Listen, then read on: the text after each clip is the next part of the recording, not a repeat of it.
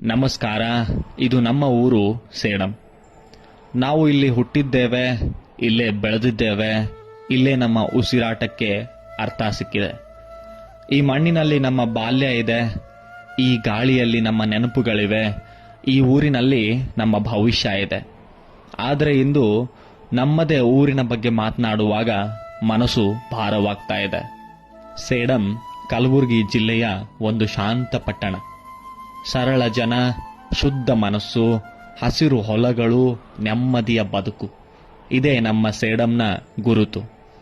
ಆದರೆ ಕಳೆದ ಕೆಲವು ವರ್ಷಗಳಲ್ಲಿ ನಮ್ಮ ಊರಿನ ಚಿತ್ರ ನಿಧಾನವಾಗಿ ಬದಲಾಗ್ತಾ ಇದೆ. ಇಂದು ಸೇಡಂ ಮತ್ತು ಅದರ ಸುತ್ತಮುತ್ತ ಹಲವು ಸಿಮೆಂಟ್ ಕಾರ್ಖಾನೆಗಳು ಕಾರ್ಯನಿರ್ವಹಿಸುತ್ತಿವೆ. ಉದ್ಯೋಗ ಸಿಕ್ಕಿದೆ, ಅಭಿವೃದ್ಧಿ ಬಂದಿದೆ, ಇದು ಸತ್ಯ.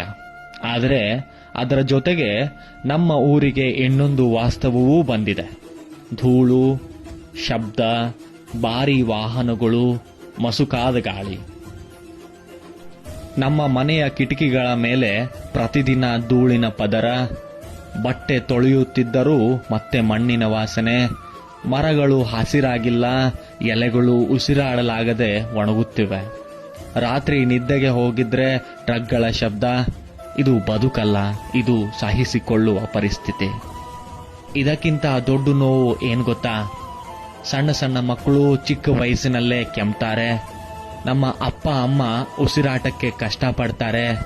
ಕಣ್ಣೂರಿ, ಚರ್ಮದ ಸಮಸ್ಯೆ, ಅಸ್ತಮಾ, ಅಲರ್ಜಿ ಇವೆಲ್ಲ ಯಾರೋ ದೂರದ ಜನರ ಕಥೆಯಲ್ಲ, ಇದು ನಮ್ಮ ಸೇಡಂನ ಮನೆಗಳ ಕತೆ. ಇಂದು ವಿಜ್ಞಾನ ಹೇಳುತ್ತಿದೆ, ಗಾಳಿಯ ಗುಣಮಟ್ಟ ಮಾನವನ ಆರೋಗ್ಯಕ್ಕೆ ನೇರವಾಗಿ ಸಂಬಂಧಿಸಿದೆ ಅಂತ. ಕೆಲವು ವರದಿಗಳ ಪ್ರಕಾರ ಸೇಡಂನಲ್ಲಿ ಗಾಳಿಯ ಗುಣಮಟ್ಟ ಕೆಲವೊಮ್ಮೆ ಸಂತೋಷಕರ, ಕೆಲವೊಮ್ಮೆ ಮಧ್ಯಮ, ಮತ್ತೆ ಕೆಲ ದಿನಗಳಲ್ಲಿ ಆರೋಗ್ಯಕ್ಕೆ ಅಪಾಯಕಾರಿಯಾದ ಮಟ್ಟಕ್ಕೂ ಹೋಗುತ್ತಿದೆ. ವಿಶೇಷವಾಗಿ ಮಕ್ಕಳು, ವೃದ್ಧರು, ಉಸಿರಾಟದ ಸಮಸ್ಯೆ ಇರುವವರು, ಇವರಿಗೆ ಇದು ಹೆಚ್ಚು ಅಪಾಯ. ಇದು ಅಂಕಿ ಅಂಶಗಳ ಮಾತಲ್ಲ, ಉಸಿರಾಟದ ಪ್ರಶ್ನೆ. ನಮ್ಮ ಸೇಡಂ ಊರು ನಮಗೇನೋ ಹೇಳ್ತಾ ಇದೆ, ಅದನ್ನು ಸ್ವಲ್ಪ ಕೇಳಿ. ನನ್ನನ್ನು ಅಭಿವೃದ್ಧಿ ಮಾಡು, ಆದರೆ ನನ್ನನ್ನು ಕೊಲ್ಲಬೇಡ ಅಂತ. ಈ ಮಣ್ಣು ನಮಗೆ ಅನ್ನ ಕೊಟ್ಟಿದೆ, ಈ ಗಾಳಿ ನಮಗೆ ಜೀವ ಕೊಟ್ಟಿದೆ, ಈ ಊರು ನಮಗೆ ಗುರುತು ಕೊಟ್ಟಿದೆ. ಆದರೆ ನಾವು ನಿಧಾನವಾಗಿ ಎಲ್ಲವನ್ನ ಕಳೆದುಕೊಳ್ತಾ ಇದ್ದೀವಾ?